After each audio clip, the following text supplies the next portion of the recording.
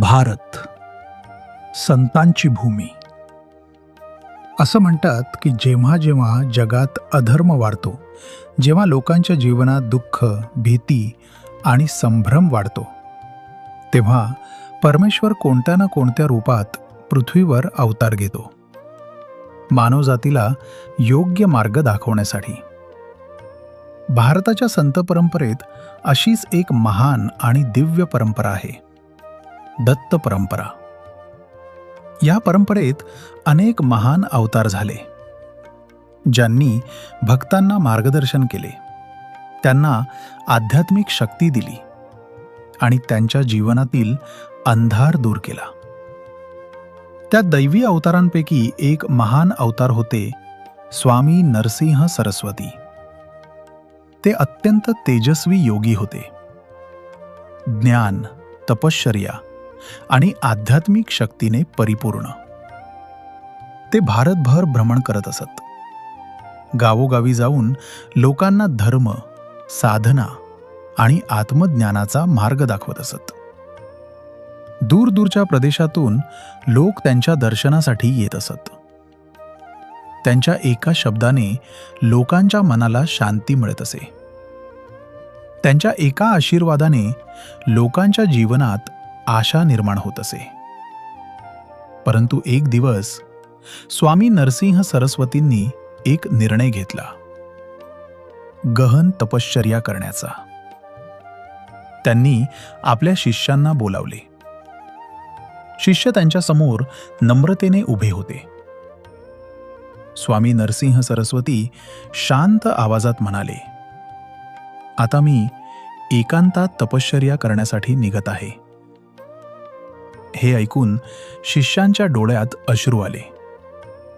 त्यांना आपल्या गुरूंपासून दूर जायचे नव्हते, पण गुरूंची आज्ञा पाळणे हाच त्यांचा धर्म होता. सर्वांनी त्यांच्या चरणी नमस्कार केला आणि स्वामी नरसिंह सरस्वती निघाले एका गूढ आणि पवित्र जंगलाकडे. ते जंगल होते कर्दरी वन, घनदाट वृक्षांनी भरलेले, शांत, गूढ आणि अत्यंत पवित्र. तेथे त्यांनी एका विशाल वृक्षाखाली आसन लावले आणि गहन समाधीत बसले. दिवस गेले, महिने गेले, वर्ष गेली, पण त्यांची समाधी तशीच कायम राहिली. हळूहळू मुंग्यांनी त्यांच्या आजूबाजूला वारूळ बांधायला सुरुवात केली. सुरुवातीला ते लहान होते, पण काळ जसजसा पुढे गेला ते मोठे होत गेले. वर्ष गेली, दशके गेली आणि अखेरीस शतकेही लोटली. ते वारूळ इतके मोठे झाले की ते एका मोठ्या टेकडीसारखे दिसू लागले.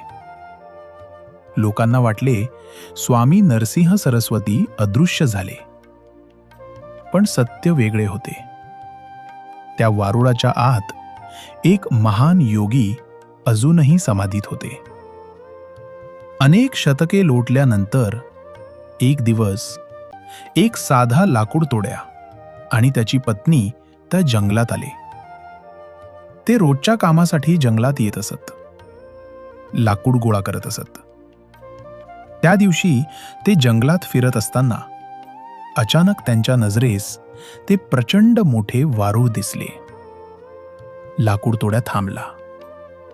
त्याने आश्चर्याने त्या वारुळाकडे पाहिले. नंतर त्याने आपली कुऱ्हाड उचलली. हे पाहून त्याची पत्नी घाबरली. ती म्हणाली, अहो, त्या वारुळाला हात लावू नका, त्यात साप असू शकतो. पण लाकूड तोड्याने तिचे ऐकले नाही. त्याने जोरात कुऱ्हाड वारुळावर मारली आणि पुढच्याच क्षणी एक अद्भुत घटना घडली. त्या वारुळातून रक्त वाहू लागले. लाकूड तोड्या घाबरून गेला. त्यानं घाबरत घाबरत माती बाजूला करायला सुरुवात केली आणि अचानक संपूर्ण जंगलात तेजस्वी प्रकाश पसरला. तो प्रकाश इतका दिव्य होता की दोघेही थक्क झाले. त्या प्रकाशातून एक दिव्य योगी प्रकट झाले. ते होते अक्कलकोटचे परमपूज्य स्वामी समर्थ महाराज. त्यांचं तेज विलक्षण होते. त्यांच्या चेहऱ्यावर अपार शांतता होती. लाकूडतोड्या आणि त्याची पत्नी त्यांच्या चरणी पडले. ते घाबरून म्हणाले, महाराज, आम्हाला माफ करा. आमच्याकडून चूक झाली. स्वामी समर्थांनी त्यांना प्रेमानं उचलले आणि त्यांना आशीर्वाद दिला. लवकरच या अद्भुत घटनेची बातमी आसपासच्या गावात पसरली. गावातील लोक मोठ्या संख्येनं त्या जंगलात येऊ लागले. सर्वजण त्या दिव्य योगीचं दर्शन घेण्यासाठी उत्सुक होते. लोक त्यांच्या चरणी नमस्कार करत होते. स्वामी समर्थ सर्वांना आशीर्वाद देत होते. काही लोक दुःखी होते, काही आजारी होते, काही जीवनातील संकटांनी त्रस्त होते. स्वामी समर्थ शांतपणे त्यांच्या डोक्यावर हात ठेवत आणि अनेकांच्या जीवनात चमत्कार घडत.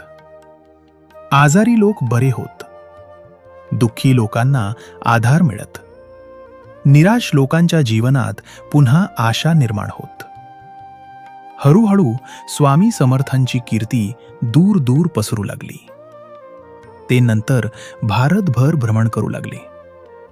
गावोगावी जाऊन लोकांना मार्गदर्शन करू लागले.